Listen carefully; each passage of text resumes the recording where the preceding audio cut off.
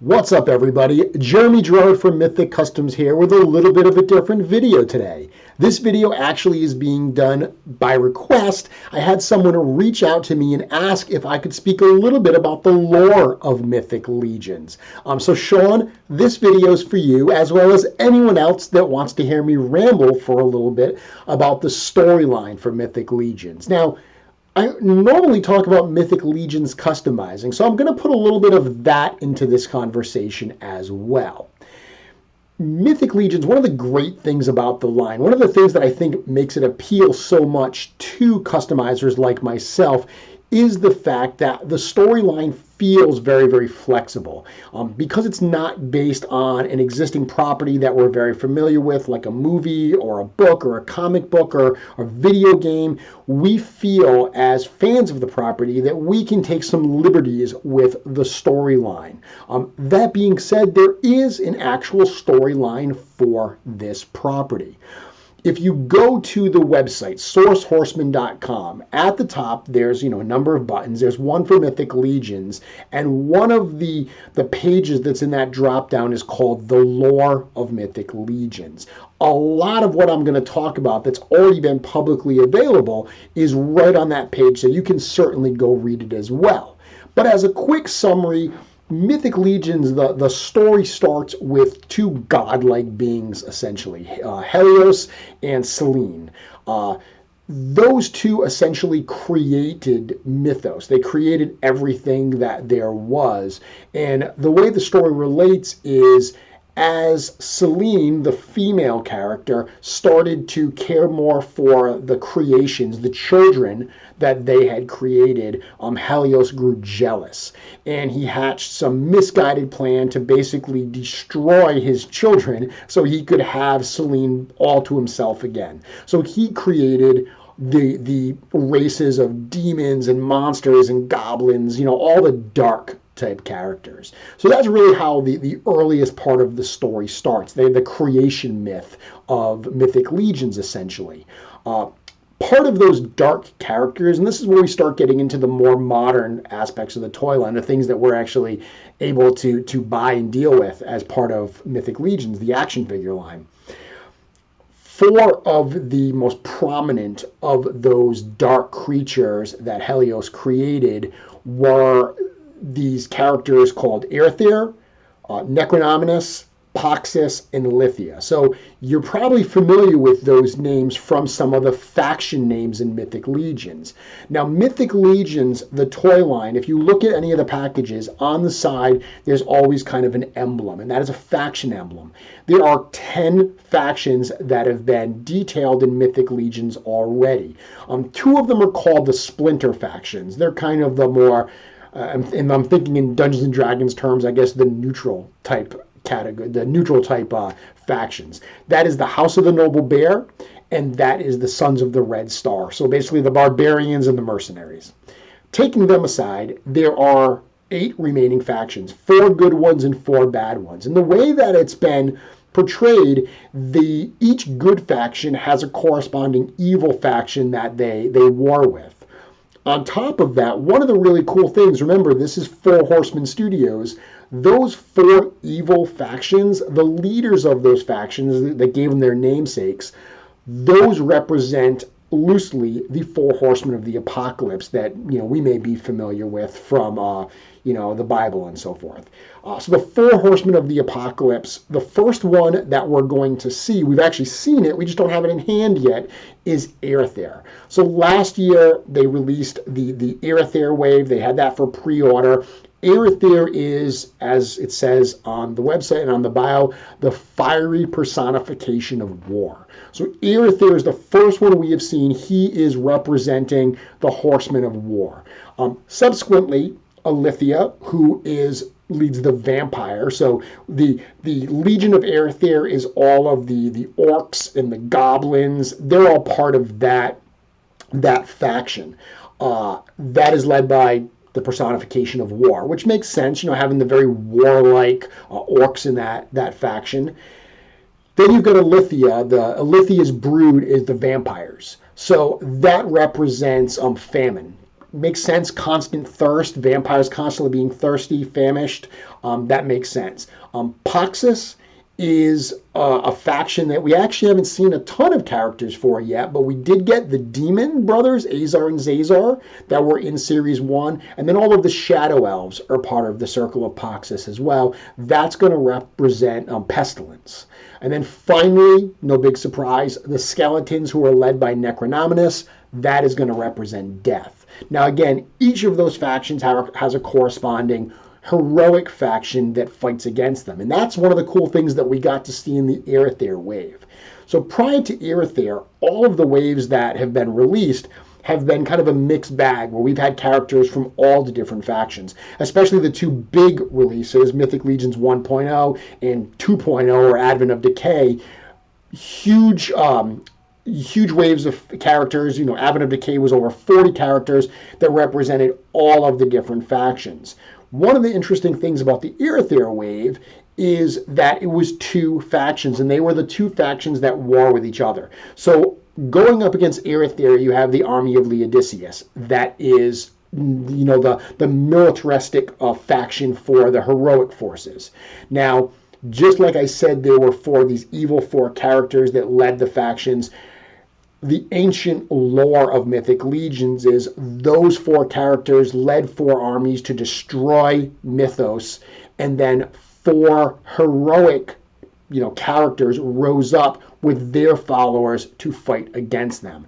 The army of Laodiceus, the lion warrior Laodiceus that we see on his faction symbol, that is one of the first ones. If you looked in the Erether wave, while we got Erether in that wave, we didn't get Laodiceus, but we did get some of his followers that are going to fight him.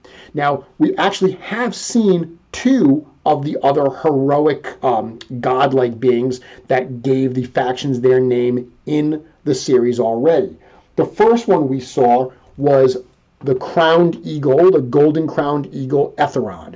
So this figure was actually released in a wave called Eteron's Dozen. It came with a whole bunch of different bird-like characters that were really reissues, or the body parts from the old Gothotropolis Raven series. They were branded Mythic Legions, but this really is the only character in that wave that is core to the Mythic Legions lore, and he is a big one. Very, very cool figure. Comes with the awesome Heavenbrand's sword that lines him up with the storyline. His faction is called the Order of Eteron. They're the faction that goes up against.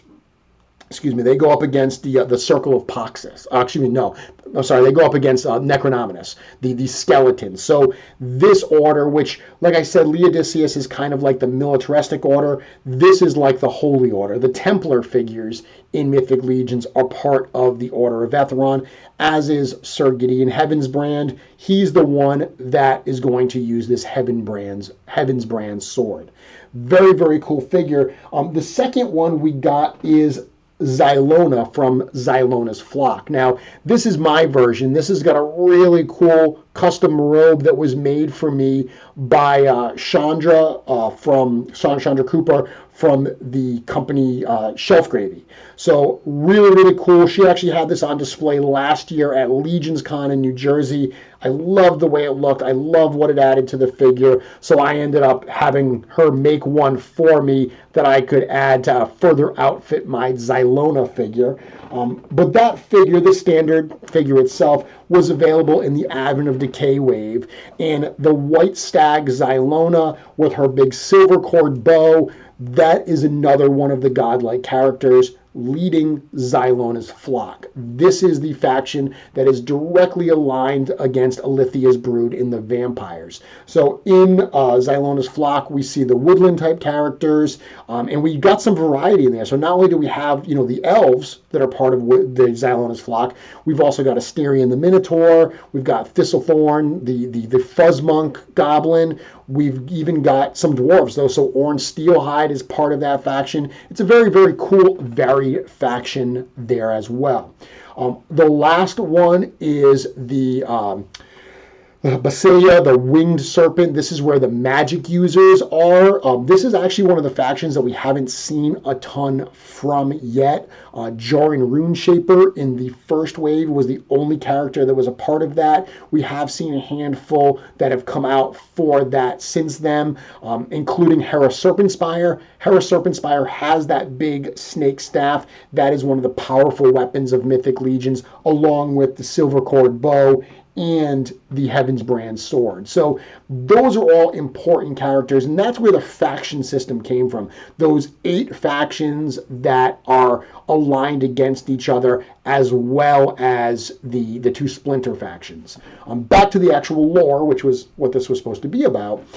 The lore itself detailed that these 4 evil factions led by these horsemen were opposed by the heroic groups. The heroic groups won and banished those evil characters. But now, many years later, the followers that are still there, they kind of went underground, it seems, in Mythos, but they've started to come out more. There's been an evil rising in Mythos, and some of these characters are coming back, starting with Erether. So even if you've ever picked up the Mythic Legions art book, so the art book was available in the first Mythic Legions Kickstarter.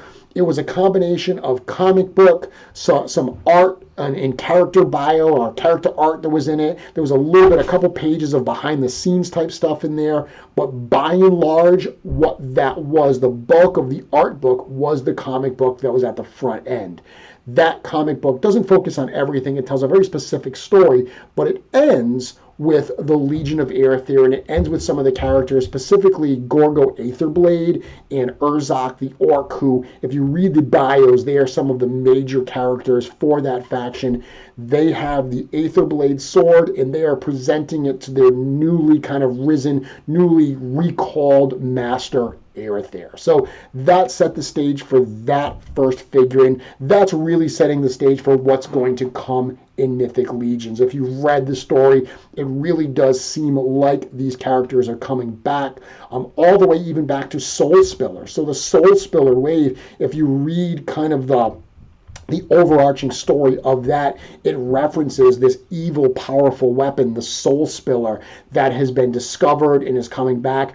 That is another weapon like the Aetherblade. So there are 4 powerful heroic weapons. There are 4 horrible evil weapons that are they were once, held by these godlike characters. Now they're held by other characters.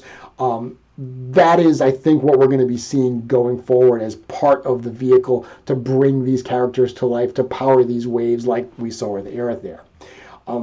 As I said at the start, you can follow this format if you want. You can follow this storyline and display your characters in that way. You can display them by faction.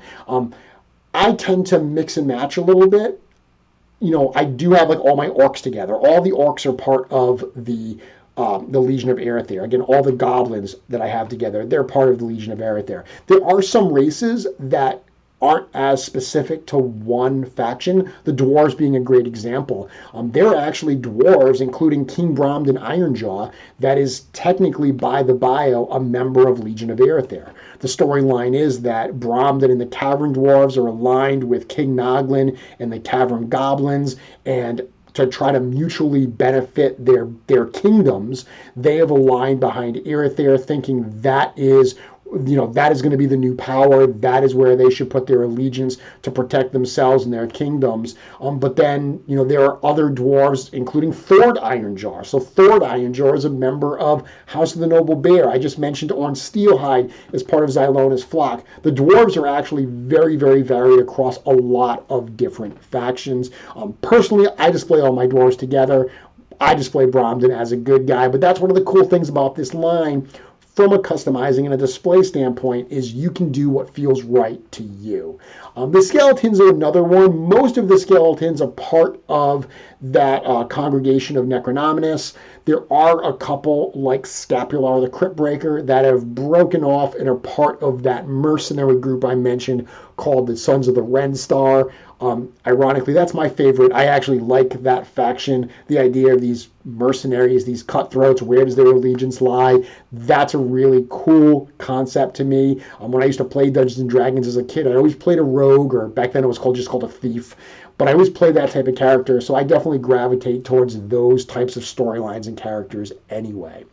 So that's kind of a high-level overview of the lore behind Mythic Legions.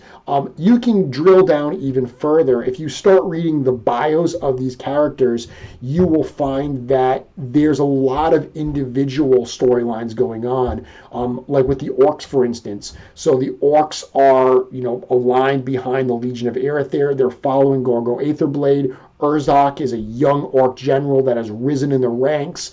But there are other orcs. If you read the character bio for Queen Urxa, it talks about the fact that she represents a following that thinks that maybe they haven't made the right move aligned behind Erether, and maybe they need to rethink their allegiance to better protect their own race. And then even Vorthog, that's going to be the bearded orc that's part of the upcoming Erether wave. If you read his bio on sourcehorseman.com, it talks about the fact that he's a general, and he actually trained, he's a trainer, and he trained Urzok, but he's also thinking that, maybe he should be rethinking his allegiance. He's working with Queen Urxa as well. So there's definitely some strife there, along with what I just mentioned about some of the skeletons breaking off, the dwarves being across different factions. So if you read the individual bios on sourcehorseman.com, you'll dig even deeper into some of the subplots